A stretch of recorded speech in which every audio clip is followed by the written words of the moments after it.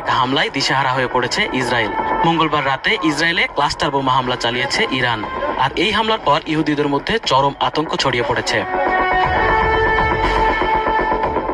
ইসরায়েলে ক্ষেপণাস্ত্র হামলায় ক্লাস্টার বোমা বা গুচ্ছ বোমার সাবমিউনিশন ব্যবহার করা হয়েছে বলে খোদ অভিযোগও করেছে ইসরায়েল। ইসরায়েলি প্রতিরক্ষা বাহিনী আইডিএফ বলেছে, মঙ্গলবার ইসরায়েলের মধ্যাঞ্চলীয় এক এলাকায় ওই বোমা ব্যবহার করা হয়েছে। এতে ওই এলাকায় অনেক মানুষ আহত হয়েছেন, তবে কতজন নিহত হয়েছে সেই খবর এখনো জানায়নি আইডিএফ।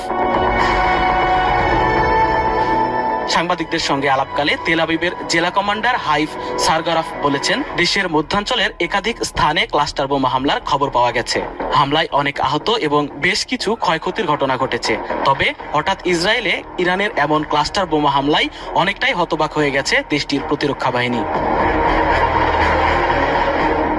গত বছরের জুনের যুদ্ধেও ইরান একই ধরনের অস্ত্র ব্যবহার করেছিল।